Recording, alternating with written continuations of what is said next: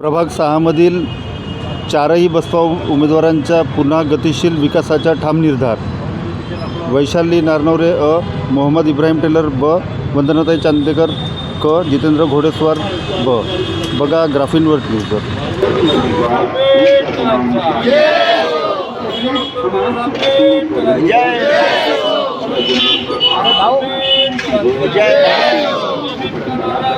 भारत के कोने कोने में नीला झंडा हाथ निशान, नीला झंडा हाथ निशान. देश की नीति कैसी हो, बहन मायावती से हो, देश की नीति कैसी हो, बहन मायावती कैसी हो. चलेगा हाथी उड़ेगी दूर, नरेगा पंजा नरेगा फूल, चलेगा हाथी उड़ेगी दूर. नरेगा पंजा नरेगा फूल.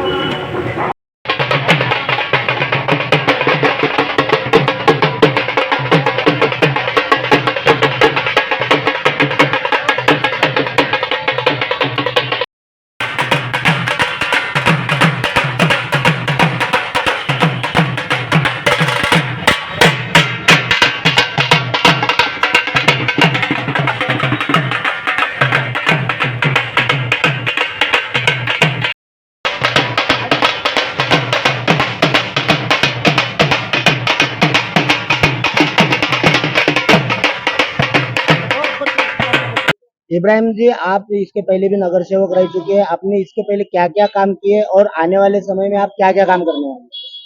बहुजन समाज में जन्मे सभी संत गुरुओं महापुरुषों का विनम्र अभिवादन करता हूँ और 2026 के इस चुनाव रैली का आज का हमारा दूसरा दिन है। और पिछले साल 2017 में जब लोगों ने मुझे चुन के दिया तो हम नगर सेवक बने। नगर सेवक का जो काम था सर, ज्यादातर इस स्लम क्षेत्र में मूलभूत सुविधाओं को उपलब्ध कराना। हमने सड़कें बनाई, गटर नाली बनाया, सीवर लाइन, ड्रेन लाइन, ये सब में हम लोग ने दिल खोलकर काम किया और अपने प्रभाग के 80% काम हमने सीवर लाइन के और रोड के, गटर लाइन के और शिक्षण के माध्यम से भी हमने बहुत काम किया। एक स्कूल का इनेकाद किया, एक लाइब्रेरी बनवाया और भी बहुत से काम हमने किए। और जो अधूरे काम है इस बार हम पूरा करने का इरादा करके, अगर लोगों ने हमको चुनकर दिया, और उम्मीद है कि हमारे प्रभाग की जनता हमसे खुश है और अल्लाह ने चाहा तो वो ज्यादा से ज्यादा वोटों से हमको चुन के देंगी। और हम जो अधूरे काम हमारे रुके हुए हैं, जैसे कि एक अच्छी लाइब्रेरी बनाने का हमारा मोटिव है, एक अच्छा प्ले ग्राउंड बनाने का एक हमारा मोटिव है कि हम बच्चों के लिए कुछ खेल के माध्यम से भी ऐसा कुछ करें कि हमारे यहाँ के बच्चे इस देश का नाम खेल के माध्यम से भी रोशन करे, एजुकेशन के माध्यम से रोशन करे। अपने वार्ड को स्वच्छ और सुंदर बनाना हमारा सबसे बड़ा प्राथमिक संघर्ष करना है। घोडेस्वार जी, आपण याच्या अगोदर सुद्धा नगरसेवक राहिलेला आहात. याच्या अगोदर आपण काय काय कामं केले आणि याच्यानंतर आपण काय कामं करणार आहात? बहुजन समाज पार्टीच्या राष्ट्रीय अध्यक्षा बहनकुमारी मायावती, दीनदलित शोषित पीडित समाजाच्या नेत्री आणि संपूर्ण भारतातील बहुजन समाज पार्टीचे कार्यकर्ते यांच्या बळावर बहुजन समाज पार्टी या देशातील तिसरा क्रमांकाचा पक्ष आहे. 2017च्या सार्वत्रिक चुनावामध्ये बहुजन समाज पार्टीच्या चारही नगरसेवकाला या प्रभागातील जनतेने उत्स्फूर्त असा विश्वास आणि प्रतिसाद देऊन आम्हाला भरगच्च मताने निवडून दिलं. त्यानंतर आम्हाला 9 वर्ष काम करण्याच्या 9 वर्षानंतर हा चुनाव 2025-26 चा लागलेला आहे. त्यामध्ये बहुजन समाज पार्टीच्या वरिष्ठ पदाधिकारी भामसेपजी या प्रभागामध्ये सर्वे केला आणि जनतेतून सर्वे केल्यानंतर पुनश्च चारही नगरसेवकांना आम्हाला तिकीट देण्यात आली. त्यामुळे 2025चे जे सार्वत्रिक चुनाव आहे, कालच आमची एक आशीर्वाद रॅली झाली आणि त्या आशीर्वाद रॅलीमध्ये आम्ही जनतेच्या घराघरापर्यंत जाऊन लोकांचा आशीर्वाद घेतला. त्यामध्ये उत्स्फूर्त असा प्रतिसाद जनतेच्या माध्यमातून आम्हाला मिळाला. निश्चित रूपानं यादवनगर जयभीम चौकापासून आज पैदल मार्च, संदल मार्च आहे आणि प्रभागामध्ये आम्ही मागच्या 9 वर्षाच्या कार्यकाळामध्ये 2 वर्ष कोरोना काळ आणि 4 वर्ष माजी नगरसेवक म्हणून जनतेची आम्ही सेवा केलेली आहे. मूलभूत सुविधा, रोड, रस्ते, गटर लाईन, विद्युत आणि इतरही शैक्षणिक दृष्टिकोनातून, लायब्ररीच्या दृष्टिकोनातून, शाळेच्या दृष्टिकोनातून आम्ही सगळ्याच पद्धतीने आम्ही इथं काम केलेलं आहोत. आता जे काही इथं क्रीडा क्षेत्राच्या संदर्भात टेनिस बॉल, फुटबॉल, स्केटिंग यासारखे जे प्ले ग्राउंडचे जे आहेत, ते मैदान आहेत, ते आम्हाला डेव्हलप करायचे आहेत, उद्यानं डेव्हलप करायचे आहेत आणि त्या दृष्टिकोनातून मागच्या 5 वर्षामध्ये आम्हाला जो निधी प्राप्त झाला नाही कोरोना काळ असल्यामुळे जे काही कामं अधुरी राहिलेले आहेत ते काम आम्ही पूर्ण करू. या जयभीम चौकाच्या पाठीमागे जी जागा आहे त्या जागेमध्ये आम्ही 4ही लोकांचा संकल्प आहे की तिथे भव्यतम ई लायब्ररी आम्ही उभारू. MPSC UPSC चा अभ्यास करणारे विद्यार्थी इथून अभ्यास करतील आणि या प्रभागाचं नाव देशामध्ये रोशन करतील, अशा पद्धतीची संकल्पना आम्ही 4ही लोकांची आहे. आणि त्यामुळे या प्रभागाची जनतेचा विश्वास आम्ही पुन्हा कायम ठेवू आणि जनता आमच्यावरती प्रेम करते आहे. निश्चित रूपानं वर्गच्च मताने आम्हाला पुन्हा या प्रभागातून निवडून देतील असा आशावाद आम्हाला आहे. ताई, आपण या अगोदर सुद्धा नगरसेविका राहिल्या आहेत, सभापती राहिलेल्या आहात. काय कामं आपल्या हातनं झाले आणि काय आता बाकी आहेत करणार आहे? मी प्रथम बहुजन समाजमध्ये जन्मलेल्या सर्व संत पुरुषांना मी कोटी कोटी प्रणाम करते. आणि मी संवंदना राजू चांदेकर मी बोलते की 2017 मध्ये आम्ही निवडून आलो तेव्हा आमची इतकी इच्छा होती की आम्हाला म्हणजे पब्लिक जेव्हा निवडून दिलं, जनतेने जेव्हा निवडून दिलं की आम्हाला असं वाटलं की आमचा प्रभाग आम्ही खूप सुंदर आणि सजवू. तर त्याच करोना आलाय, त्या करोना काळामध्ये आम्ही ते काम करू शकलो नाही. 2-3 वर्ष आमचेच गेले. आणि मेन म्हणजे इथे असं आहे की आम्हाला आमदार किंवा खासदार यांचे फंड मिळत नाही. आम्हाला जे काही फंड आणावं लागते ते पूर्ण महानगरपालिकेतनं आणावं लागते ओढून तोडून, कारण की बीजेपीचे राज्य असल्यामुळे ते आम्हाला तिथनं फंड मिळायला पण त्रास होतो. तरी आम्ही जितकं होऊ शकेल तितकं फंड आणून इथे आम्ही प्रभागामध्ये काम केलेलं आहे. आम्ही आमच्या इकडे सिमेंट रोड वगैरे, गटर लाईन्स, नवीन लाईन्स टाकलेल्या आहे पूर्ण पाण्याच्या वगैरे. आणि पब्लिकला जे सुविधा पाहिजे आहे ती आम्ही दिलेली आहे.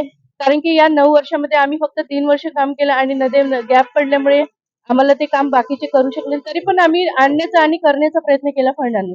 तर आम्ही भरपूर कामं जे ते केलेले आहे आणि जनता आमच्यापासून खुश आहे की आम्हाला पुन्हा आणि आम्हाला चान्स मिळालेला आहे की आम्ही परत एकदा निवडून आल्यानंतर आम्ही पुन्हा आमच्या प्रभागाची चांगली कामं करू, जनतेची सेवा करू. त्यांच्या जे छोट्या मोठ्या जे समस्या असेल त्या आम्ही प्रयत्न बनवून सुलझवण्याचा प्रयत्न करू.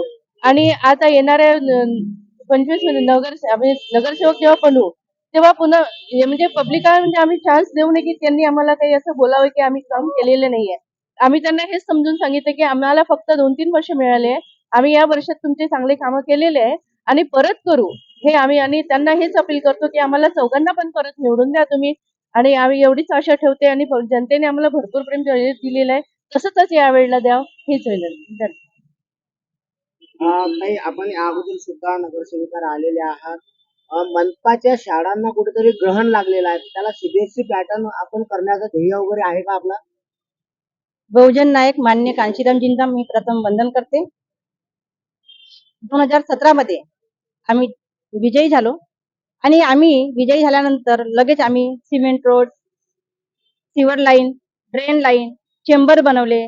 चेंबरचे जेव्हा जेव्हा झाकण तुटले जातात आजही आम्ही आपल्या नागरिकांना त्यांनी जे समस्या आम्हाला सांगितली तर त्या चेंबरचे झाकण सुद्धा आम्ही तुरंत मध्ये त्यांना मिळवून देत असतो.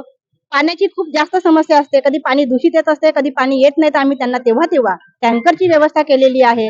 आम्ही आपल्या प्रभागामध्ये आज तुम्ही बघत आहात इथे एक छोटा संविधान चौक म्हणजे जयभीम चौकची इथे आम्ही चांगल्या प्रकारे निसर्ग रम्य वातावरण इथे तयार झालेलं आहे. ते आमच्या काळामध्ये झालेलं आहे. आम्ही खूप सुंदर इथे वातावरण तयार केलेलं आहे. आणि शाळेचा प्रश्न मला जे तुम्ही केला तर या ठिकाणी विधानसभा 6 अंतर्गत आकांक्षा फाउंडेशनच्या शाळा आलेल्या आहेत. त्या एक शाळा आकांक्षा फाउंडेशनची आमच्या प्रभागात इंग्लिश मिडियमची आहे, ऑलरेडी आहे आणि पुढे आम्ही आणणार आहोत. त्या इंग्लिश मिडियमच्या शाळेची ही विशेषता आहे की त्यामध्ये विद्यार्थ्यांना, आपल्या स्लम विद्यार्थ्यांना पूर्ण इंग्रजी माध्यमातून निशुल्क शिक्षण दिलं जाते. वह्या पुस्तकांचं वितरण निशुल्क असते, त्यांचे युनिफॉर्म निशुल्क असते आणि त्यांना येणाऱ्या पूर्ण सुविधा पुन्हा चांगल्या पद्धतीने भेटाव्या अशी माझी इच्छा आहे. आणि आम्ही त्यांना पुन्हा आणखी नवीन शाळा प्रत्येक वार्डामध्ये आम्ही इंग्लिश मिडियमच्या शाळा ओपन करणार. बगीचे सुद्धा आम्ही या ठिकाणी निर्माण केलेले आहेत. ग्रीन जिम, सगळ्यांचे स्वास्थ्य चांगले असावं म्हणून आम्ही प्रत्येक वार्डामध्ये ग्रीन जिमची व्यवस्था केलेली आहे. एवढेच नव्हे तर आयुर्वेदिक हेल्थ कॅम्प आम्ही प्रत्येक विहारा समाज भवनात आयुर्वेदिक हेल्थ कॅम्पचे आयोजन केलेले आहेत. आज UPC म्हणून आमचं एक हॉस्पिटल आपल्या बंदेनवाज नगरला सुरू आहे. त्या ठिकाणी सगळे लोक, आपले नागरिक जाऊन त्या ठिकाणी आपले थायरॉइड, CBC, ब्लड टेस्ट निशुल्क करत असतात.